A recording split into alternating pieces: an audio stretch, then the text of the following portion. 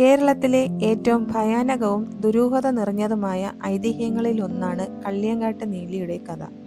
പ്രതികാരത്തിൻ്റെയും വഞ്ചനയുടെയും അതിഭൗതിക ശക്തികളുടെയും കഥയായി തലമുറകളിലൂടെ കൈമാറപ്പെട്ട ഈ ഐതിഹ്യം ഇന്നും ആളുകളുടെ മനസ്സിൽ ഭയവും കൗതുകവും ഒരുപോലെ ഉണർത്തുന്നു. ആരായിരുന്നു കള്ളിയങ്കാട്ട് നീലി? നൂറ്റാണ്ടുകൾ പഴക്കമുള്ള ഈ കഥയുടെ പിന്നിലെ രഹസ്യങ്ങളിലേക്ക് നമുക്ക് യാത്ര ചെയ്യാം.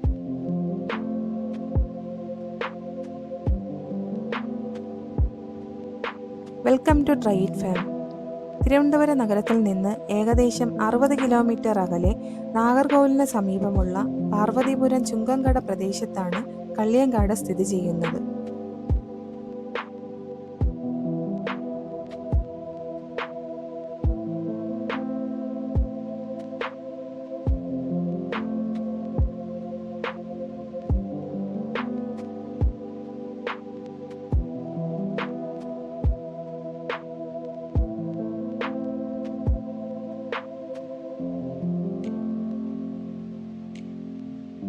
പച്ചപ്പ് നിറഞ്ഞ മരങ്ങളും ശാന്തമായ ഗ്രാമാന്തരീക്ഷവും കൊണ്ട് ചുറ്റപ്പെട്ടിരിക്കുന്ന കള്ളിയങ്കാട്ട് നീലി ക്ഷേത്രം പ്രകൃതിയുടെയും വിശ്വാസത്തിൻ്റെയും അപൂർവ സംഗമമാണ്.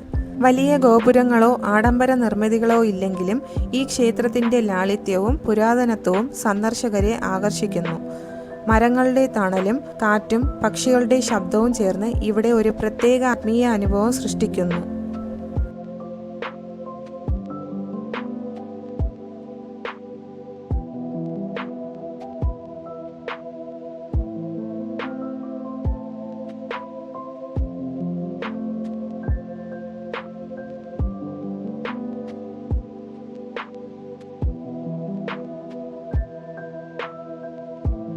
ഭക്തിയുടെയും ഐതിഹ്യങ്ങളുടെയും ഓർമ്മകൾ നിറഞ്ഞ ഈ ക്ഷേത്രം കള്ളിയങ്കാട്ട് നീലിയുടെ കഥ ഇന്നും ജീവിച്ചിരിക്കുന്ന സാക്ഷിയായി നിലകൊള്ളുന്നു.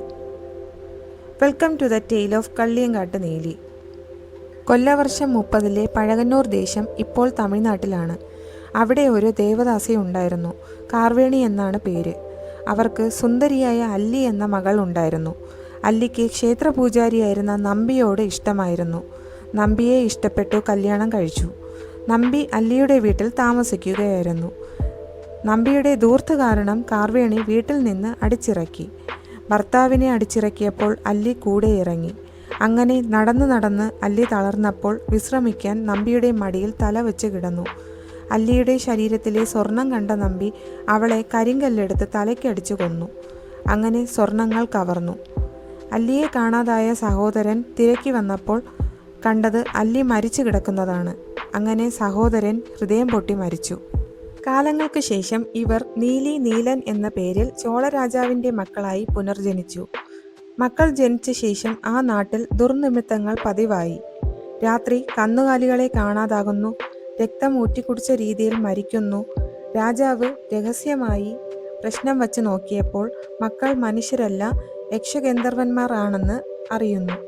അങ്ങനെ ചോളരാജാവ് മക്കളെ കള്ളിയങ്കാട്ട് ഉപേക്ഷിക്കുന്നു.